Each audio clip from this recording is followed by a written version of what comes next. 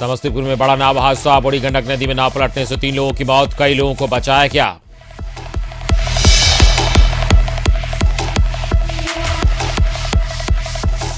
शनिवार से बिहार के कई जिलों की यात्रा शुरू करेंगे उपेंद्र कुशवाहा। यात्रा के जरिए कार्यकर्ताओं के बीच सीधी पहुंच बनाने की कोशिश।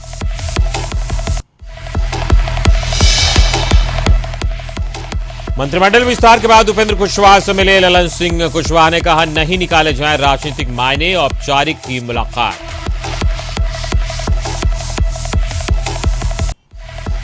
दरभंगा के गेवटी प्रखंड में अधवारा समूह की नदी पर बना जमींदारी बांध टूटा, तेजी से फैल रहा बाढ़ का पानी, दहशत में लोग।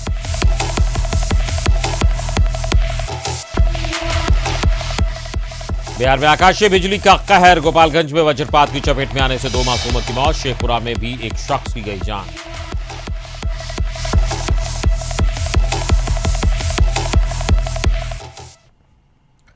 नमस्कार, आप देख रहे हैं हमार बिहार और मैं हूं आपके साथ अमित सिंह। तो सुर्खियों के बाद खबरों की शुरुआत करते हैं। सबसे पहले खबर समस्तीपुर से, जहां बूढ़ी गंडक नदी में नाव हादसा हुआ है। यात्रियों से भरी नाव पलट गई। हादसे में 3 लोगों की मौत हुई है और कई लोग लापता बताए जा रहे हैं। राहत और बचाव कार्य जारी है। खानपुर थाना क्षेत्र की बछौली की घटना बताई जा रही है, जहां यात्रियों से भरी नाव पलटी है और उसमें 3 लोगों की मौत हुई है, कई लापता बताए जा रहे हैं। संवाददाता मंटू इस वक्त ऑनलाइन पे जुड़े हैं। मंटू, 3 की मौत उसमें हुई है और कई लोग अभी भी लापता बताए जा रहे हैं, क्या ताजा अपडेट है?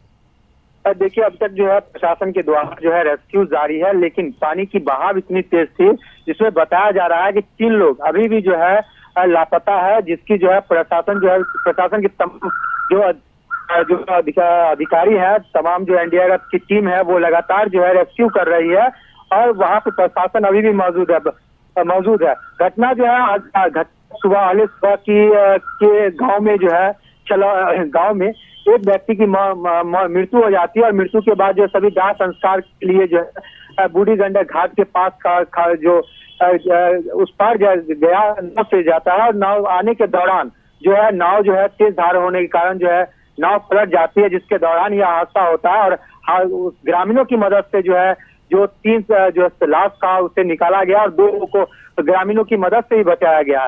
तो ये अब तक अगर ताजा जानकारी के अनुसार अभी भी जो है लोग जो है 3 लोग लापता हैं, जिसके जो है प्रशासन द्वारा क्यों जारी है। जी, इस पूरी जानकारी के लिए बहुत बहुत शुक्रिया आपका। तो संवाददाता मंटू ने भी बता रहे थे कि इस वक्त रेस्क्यू वहां किया जा रहा है और जो लापता लोग हैं उन्हें खोजने की कोशिश हो रही है। फिलहाल अगली खबर का हम रुख करेंगे। दरभंगा स्टेशन पर हुए पार्सल ब्लास्ट मामले में एनआईए कोर्ट ने संदिग्ध आतंकी इमरान मलिक और नासिर खान को 16 जुलाई तक रिमांड पर भेज दिया। तीनों संदिग्धों इमरान मलिक, नासिर और कफील को कोर्ट में पेश किया गया था, जिसके बाद कोर्ट ने मलिक और नासिर को रिमांड पर भेज दिया, जबकि कफील को जुडिशियल कस्टडी में भेजा गया है। एक और आरोपी सलीम की वीडियो कॉन्फ्रेंसिंग से पेशी हुई। वहीं सलीम को 23 जुलाई तक जुडिशियल कस्टडी में भेज दिया गया है। गौरतलब है कि विस्फोट मामले की जांच एनआईए कर रही है और इस मामले में अब तक 4 लोगों की गिरफ्तारी हुई है।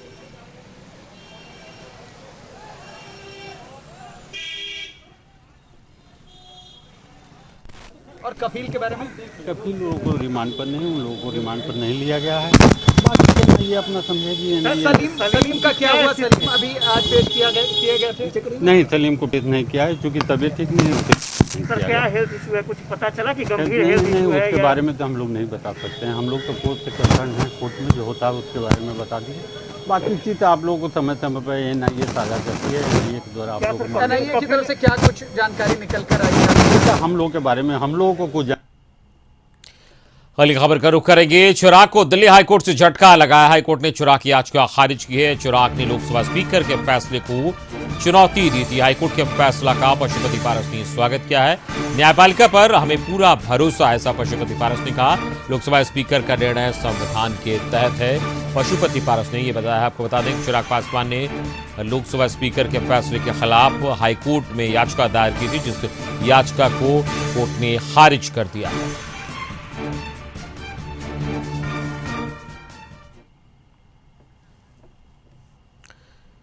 जेडीयू में वापसी के बाद उपेंद्र कुशवाहा सधे कदमों के साथ अपनी स्थिति मजबूत करने में जुटे हैं। इसी को लेकर कुशवाहा शनिवार से बिहार के कई जिलों की यात्रा पर निकलेंगे। उपेंद्र कुशवाहा ने बताया कि वाल्मीकि नगर से वो इस दौरे की शुरुआत करेंगे। इसके माध्यम से बिहार की जनता का, वो सरकार के द्वारा किए गए कार्यों का फीडबैक लेंगे।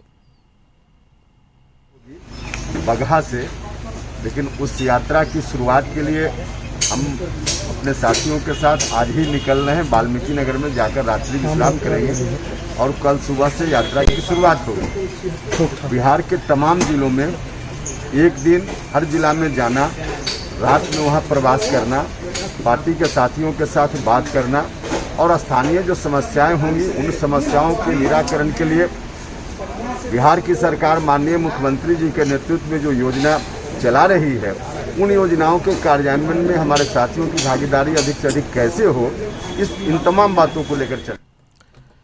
कुशवाहा की यात्रा पर राजद विधायक राकेश रोशन ने सवाल खड़ा करते हुए कहा कि नीतीश सरकार ने कोरोना काल में बिहार के लोगों को स्वास्थ्य व्यवस्था के बदहाल स्थिति के कारण मरने के लिए छोड़ दिया था। बिहार में प्रवासी मजदूर जो कोरोना काल में वापस आए हैं, उनके लिए रोजगार तक मुहैया नहीं करा सके हैं। यूनाइटेड सिर्फ एक जाति की पार्टी है और जो चेहरा है आपके सामने ऊपर से नीचे तक, आप उसका यदि विश्लेषण करेंगे तो आपको स्वयं उत्तर मिल जाएगा। अब ललन सिंह का जहां तक प्रश्न है, तो ललन सिंह एक ऐसा व्यक्ति है जनता दल यूनाइटेड में जिन्होंने नीतीश कुमार को सत्ता तक पहुंचाने का काम किया। सबसे बड़ा यदि किसी का सहयोग है नीतीश कुमार को बिहार की सत्ता तक पहुंचाने का, तो वो ललन सिंह को है। और नीतीश जी पहले से इसी परंपरा को कायम रखे हुए हैं, यूज एंड थ्रो का। यूज किए थ्रो कर दो। उसी तरह से हमारे ललन सिंह भी शिकार हो गए यूज एंड। जदयू के संसदीय दल के अध्यक्ष उपेंद्र कुशवाहा ने ललन सिंह से मुलाकात के बाद कहा कि यह औपचारिक मुलाकात है। केंद्रीय मंत्रिमंडल विस्तार के बाद इस मुलाकात की कई मायने निकाले जा रहे थे, लेकिन दोनों नेताओं ने स्पष्ट कर दिया कि मुलाकात महज औपचारिक थी। इस मुलाकात का राजनीतिक अर्थ निकालने की जरूरत नहीं है। रूटीन मुलाकात है। हम लोग पटना में रहते हैं, जब से हम एक दल में थे, एक साथ हम लोग हैं। लंबा हम लोग का पहले भी साथ चलने का हो रहा है। हम लोगों ने शुरुआत काफ़ी वर्षों तक एक साथ काम किया।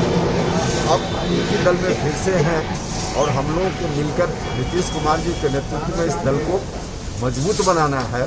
तो रूटीन वर्क में कभी उनके यहाँ हम, कभी हमारे यहाँ, उस रूप में यह मुलाकात थी और इसका कोई राजनीतिक अर्थ नहीं। मुलाकात करने के लिए ये नेता है क्या? हम दोनों साथी हैं, ऐसा बतिया रहे हैं। हमको मुलाकात करने के लिए ये नेता है क्या? हम दोनों साथी हैं, ऐसा बतिया रहे हैं। आरजेडी के प्रदेश अध्यक्ष जगदानंद सिंह के इस्तीफे की खबर मीडिया में आई थी। इन खबरों पर खुद जगदानंद ने विराम लगा दिया और उल्टा पत्रकारों को ही क्लास लगा दिया। हालांकि उन्होंने साफ तौर पर तो कुछ नहीं कहा, लेकिन इशारों में इतना जरूर कह दिया कि वो इस्तीफा नहीं देंगे। सच है कि सवाल किस आदमी से करे हो, वो जिंदा आदमी से कि आपका दाह संस्कार कहाँ आपका हुआ है, बोलो हमको जरा। इस कुर्सी पर बैठा हूँ, इस कुर्सी पर कह रहे हो कि हमें छोड़ दिया, छोड़ देंगे तो यहाँ बैठाएंगे कि कहीं बाहर बैठाएंगे। बिहार के हर शहर में बनेगा शमशान घाट। 15वें वित्त आयोग की राशि खर्च करेगी सरकार। जमीन खरीदकर शमशान घाट की व्यवस्था की जाएगी। पंचायती राज मंत्री सम्राट चौधरी ने ये जानकारी दी है। तो 15वें वित्त आयोग से ये मनाया जाएगा और जमीन खरीदकर शमशान घाट की व्यवस्था की जाएगी। पंचायती राज मंत्री सम्राट चौधरी ने ये जानकारी दी।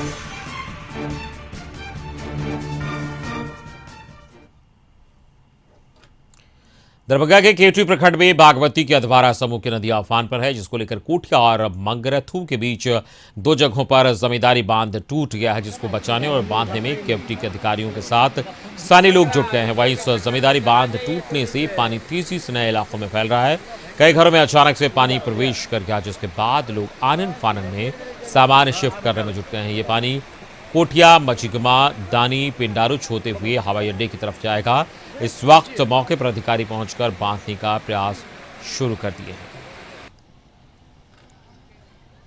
अभी तक यहाँ बांध टूट गया है, तकरीबन 20 फीट टूट गया है। अभी तक कोई सरकारी महकमा यहाँ पर नहीं आया है। जेई साहब, एसडीओ साहब, सबका मोबाइल नंबर बंद है। यहाँ रात भर वो वहाँ कोठिया में परेशान थे हम लोग, वहाँ बांध के आए हैं। अभी यहाँ जो है तकरीबन 20 फीट बांध टूट चुका है। अब जल्द से जल्द यहाँ पर अगर उपाय नहीं होता है तो यहाँ पर तकरीबन पूरा गाँव डूब जाएगा। बड़ी परेशानी हुई। मधुबनी जिले के उर्वरक विक्रेताओं के साथ डीएओ की बैठक हुई। बैठक में किसानों को एमआरपी से ज्यादा दामों पर उर्वरक बिक्री की शिकायत पर चर्चा। पदाधिकारी ने किसानों के एमआरपी पर ही उर्वरक बिक्री करने की बात कही, जिसके बाद जिले की उर्वरक विक्रेताओं ने विभाग के समक्ष अपनी समस्या रखते हुए गोदाम तक एमआरपी से कम रेट पर यूरिया और डीएपी पहुंचाने की मांग की। लागत पूंजी पर 315 रुपया यूरिया का और कहते हैं कि 266 में बेचिए। 1250 डीएपी पड़ता है, कहता है 1200 में। तो 1200 में भी हम लोग बेचने के लिए तैयार हैं, लेकिन 1200 में जो बेचेंगे तो वो आप पहुंचा करके 1150 में दीजिए। हम लोग फर्टिलाइजर के यहाँ रिटेलर हैं, होलसेलर हैं और कंपनी से आए हुए उर्वरक कंपनी से आए हुए उनके प्रतिनिधिगण हैं। तो उन लोगों के बीच कौन सी की चर्चा हो रही है? यहाँ पे जीरो टॉलरेंस के तहत जो एमआरपी पे उर्वरक। बेतिया पुलिस ने व्यवसायी से रंगदारी मांगने के मामले का पुलिस ने खुलासा कर लिया। पुलिस ने कार्रवाई करते हुए 2 अपराधियों को गिरफ्तार किया है। दरअसल इन दोनों ने चूड़ा व्यवसायी से 20 लाख की रंगदारी मांगी थी, जिसके बाद व्यवसायी ने पुलिस को शिकायत की और पुलिस ने कार्रवाई करते हुए दोनों अपराधियों को गिरफ्तार कर लिया और इनके पास से लोडेड देसी पिस्टल, एक जिंदा कारतूस समेत तक कई सामान बरामद किए गए हैं।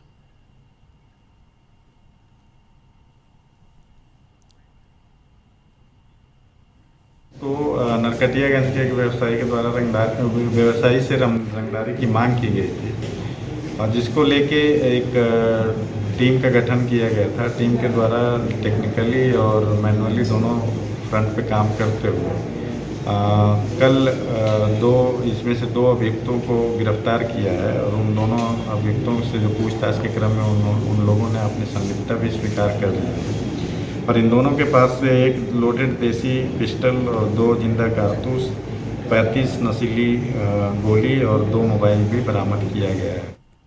सुपौल में जन वितरण के द्वारा लाभुकों के बीच वितरित किए गए खाद्यान्न में गुणवत्ता की शिकायत को लेकर एसडीएम मनीष कुमार ने पिपरा स्थित गोदाम का निरीक्षण किया। इस दौरान एसडीएम ने पिपरा प्रखंड मुख्यालय स्थित गोदाम में रखे गए चावल के विभिन्न बोरियों की क्वालिटी को बारीकी से चेक किया और मौजूद अधिकारी और कर्मी को साफ सफाई के साथ खाद्यान्न का ठीक से रखरखाव का निर्देश दिया। निरीक्षण में चावल की स्थिति सामान्य थी। कुछ बोरियों पर कीड़ों का प्रकोप दिखा, जिसके लिए आवश्यक निर्देश दिए गए। आया था कि चावल और गेहूं की गुणवत्ता थोड़ी खराब है। उसको देखा गया, अलग अलग जगह से लॉट से चावल लिया गया, सामान्य है, कोई खास ऐसा नहीं मिला हम कि चावल की गुणवत्ता अत्यंत खराब है।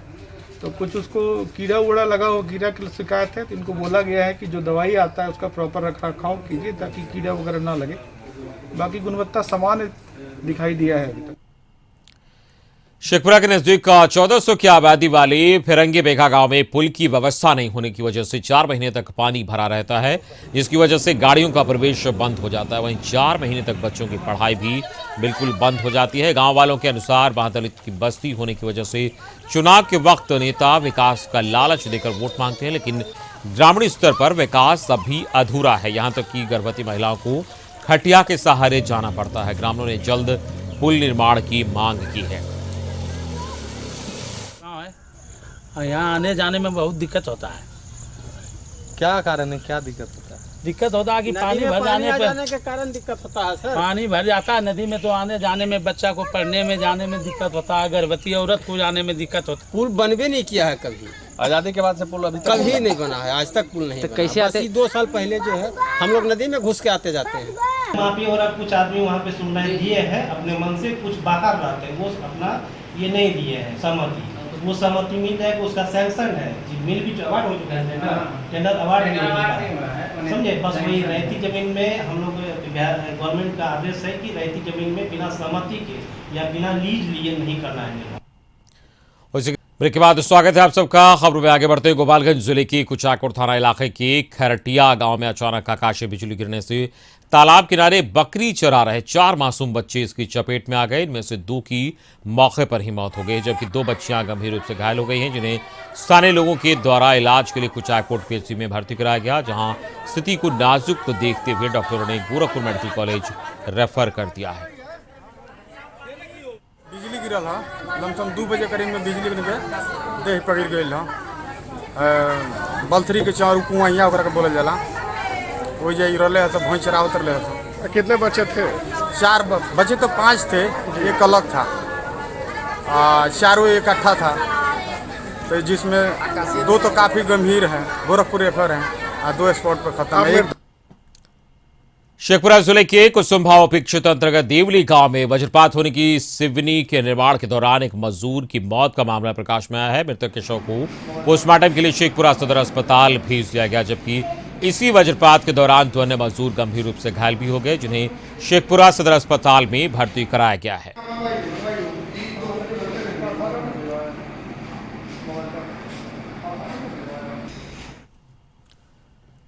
सरसा में उत्पाद विभाग ने बड़ी कार्रवाई करते हुए भारी मात्रा में विभिन्न ब्रांड की अंग्रेजी शराब बरामद किया है। उत्पाद अधीक्षक स्मिता प्रीतम के नेतृत्व में गुप्त सूचना के आधार पर सौर बाजार थाना क्षेत्र के रहुआ वार्ड नंबर 11 के रहने वाले राहुल यादव के घर से छापेमारी की गई, जिसमें अलग अलग ब्रांड के 668 लीटर विदेशी शराब बरामद किया गया। वहीं शराब कारोबारी राहुल यादव मौके से फरार हो गया। उत्पाद विभाग ने घर को सील कर दिया है।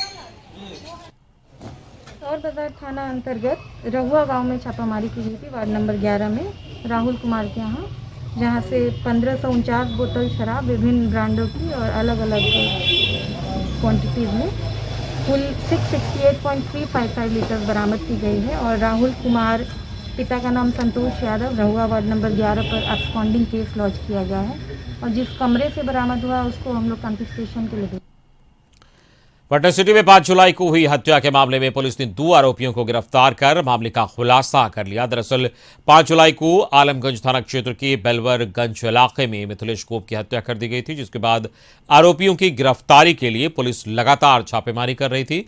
पुलिस ने दीघा थाना क्षेत्र से हत्या में संलिप्त छाटंकी उर्फ विनोद गोप को गिरफ्तार किया। वहीं आलमगंज थाना क्षेत्र से रंजीत गोप को गिरफ्तार किया गया। दोनों साला बहनोई है और दोनों ने मिलकर घटना को अंजाम दिया था।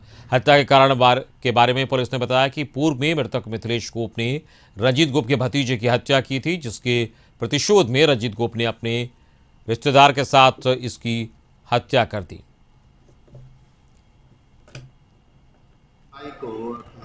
शाम को मिथिलेश गोप की हत्या कर दी गई थी बेलवरगंज में, टेम्पो में बैठे हुए।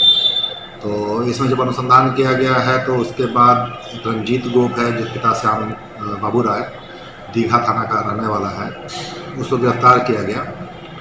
तो उसने अपना स्वीकारोक्ति बयान में ये बताया कि हाँ, ये छटंकी गोप उर्फ विनोद गोप, जो पिता रामदयाल गोप का ये साला लगता है रंजीत गोप, तो उसकी निशानदेही के आधार पर इसको गिरफ्तार किया गया, छटंकी गोप उर्फ विनोद गोप को। और इसने बताया कि हाँ, इसके पुत्र एवं भतीजा की मृत्यु जो है, हत्या जो है इसके। औरंगाबाद के मदनपुर थाना क्षेत्र अंतर्गत खिरगांव गांव में उस वक्त सनसनी फैल गई जब बाजार स्थित एक निजी क्लिनिक में पंखे से लटकता एक युवक का शव लोगों ने देखा। मृतक सोनू कुमार उसी क्लिनिक में बतौर कंपाउंडर कार्य कर रहा था और रात में भी वो क्लिनिक में ही रहता था। सूचना पाकर मौके पर पहुंची पुलिस ने शव को पंखे से उतरवाया और फिर कब्जे में लेकर पोस्टमार्टम के लिए उसे औरंगाबाद सदर अस्पताल भेज दिया। हालांकि सोनू ने खुदकुशी क्यों की, इस बात का खुलासा अब तक नहीं हो सका है। इधर परिजनों ने इसे हत्या बताया और पुलिस ने से न्याय की मांग की। फिलहाल पुलिस मामले की गंभीरता से जांच कर रही है। क्लिनिक था मदनपुर के पास खिरगांव बाजार में काम करता था, और वहाँ देखे हम लोग तो फांसी लटकाया हुआ है। क्लिनिक में ही? क्लिनिक में ही। क्या आत्महत्या है या हत्या किया गया है? नहीं, लगता है कि हत्या किया हुआ है। एक व्यक्ति जैसे फांसी लगा करके आत्महत्या कर लिया है, देखा जाए तो पंखा में लटका हुआ था। तो जांच किया जा रहा है और भेजा जा रहा है, पोस्टमार्टम किया जा रहा है।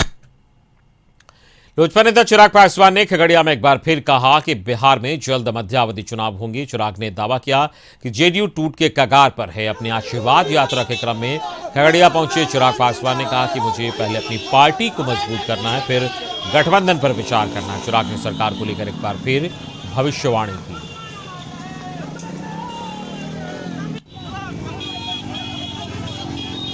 मुझे तो मेरे अपनों ने ही धोखा दे दिया ना।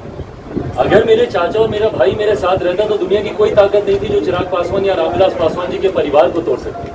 पर जब अपनों ने ही धोखा दे दिया, मैं तो सामने महायुद्ध की तैयारी कर रहा था। मुझे नहीं पता था कि पीठ पीछे महाभारत की भी मेरे को लड़ाई लड़नी पड़ेगी। तो मैं तो एक अलग रण क्षेत्र में था, एक अलग रणभूमि में था।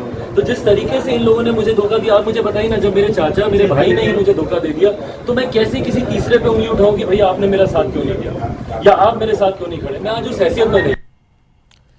भोजपुर के नवादा चौक स्थित एक मोबाइल दुकान में ग्राहक के मोबाइल में विस्फोट की घटना सीसीटीवी में कैद हो गई। दरअसल युवक अपने खराब मोबाइल को दुकान में बनवाने के लिए आया था और जहां दुकानदार के मोबाइल को खोलते ही अचानक बैटरी में आग लगने के साथ ही विस्फोट हो गया।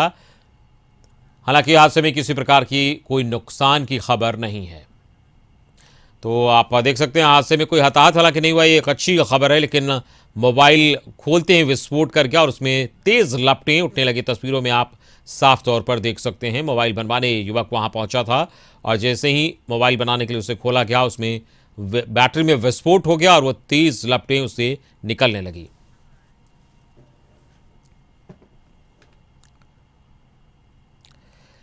पिछले 2 वर्षों से कोरोना जैसे आपदा में जहां लोगों की समस्या दोगुनी हो गई है, ऐसे समय में लोगों के बीच हर जगह और विशेषकर बिहार में लगातार राहत पहुंचाने का प्रयास जारी है। भाजपा के पूर्व राज्यसभा सांसद आरके सिन्हा और राष्ट्रीय बीजेपी युवा नेता ऋतुराज सिन्हा के सौजन्य से भाजपा के सेवा ही संगठन कार्यक्रम के तहत किसान मोर्चा के नेतृत्व में पटना के गौरीचक में सैकड़ों जरूरतमंदों के बीच राहत सामग्री वितरित की गई।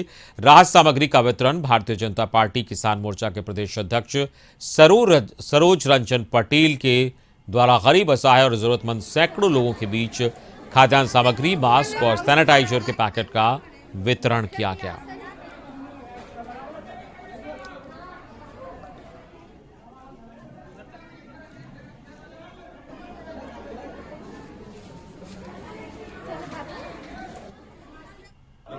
लोगों को राहत सामग्री, उनको खाद्यान्न सामग्री देना, उनके दुख में थोड़ा सा कम करने का ही किसान मोर्चा का प्रयास है।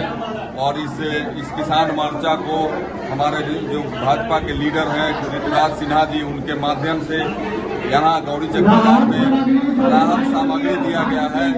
उसको आज किसान मोर्चा के बैनर से हमारे जिला अध्यक्ष शत्रुघ्न जी, महानगर के अध्यक्ष है, राहत सामग्री के साथ साथ टीकाकरण के लिए जागरूकता भी बिल्कुल हम सभी को भारतीय जनता पार्टी एक टीकाकरण के लिए पूरी तरह से जागरूकता अभियान चला रखी है। रथ के माध्यम से जो गांव-गांव जाकर रथ भी चलाने का काम कर रही है।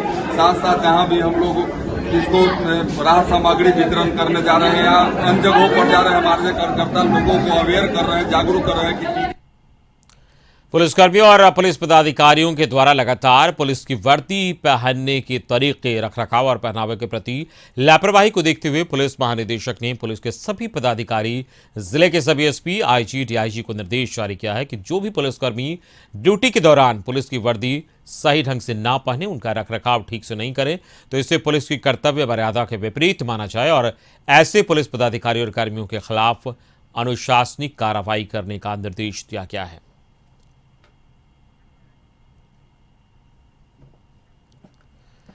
दरभंगा के बिशनपुर थाना क्षेत्र के डिलाही गांव में इस वक्त अफरा तफरी मच गई जब लोगों को पता चला कि भाई ने बहन की गला रेतकर हत्या कर दी है। जानकारी मिलने के बाद गांव के लोग मौके पर पहुंचकर घटना की सूचना पुलिस को दी। सूचना मिलते ही पुलिस मौके पर पहुंचकर शव को कब्जे में लेकर पोस्टमार्टम के लिए डीएमसीएच ने भेज दी और मामले की जांच में जुट गई।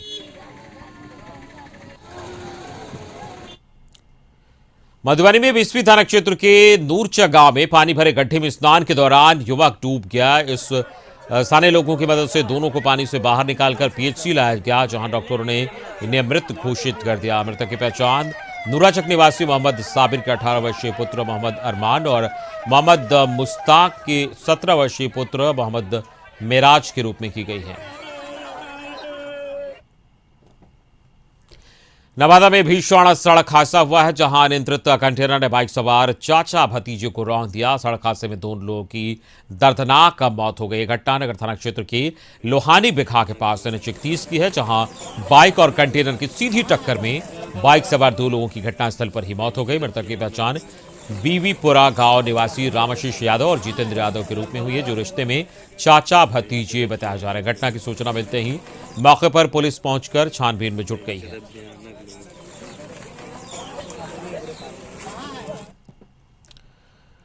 पटना के रूपसपुर से मॉर्निंग वॉक के लिए निकले फाइनेंस कंपनी के प्रबंधक राजेश सिंह लापता हो गए। परिजनों ने अपने स्तर से खोजबीन करने के बाद रूपसपुर थाना में गुमशुदगी का मामला दर्ज कराया है। दरअसल राजेश रोज की तरह सुबह घर से मॉर्निंग वॉक के लिए निकले थे, पर घंटों बाद भी जब वो घर नहीं लौटे तो परिजनों ने खोजबीन करना शुरू कर दिया। उन्हें आखिरी बार सीसीटीवी में ओवरब्रिज के नीचे पाटलिपुत्र स्टेशन रोड की तरफ अकेले जाते देखा गया है।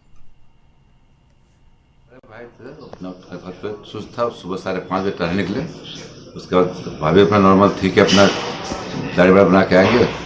हम लोग 9:30 ऑफिस चले गए। उसके बाद वो फ़ोन किए तो हम आए ऑफिस से, तो उसका हम लोग सारा फुटेज चेक कराए तो आप लोग का घर से 1 किलोमीटर के रेंज तक फुटेज प्राप्त हुआ।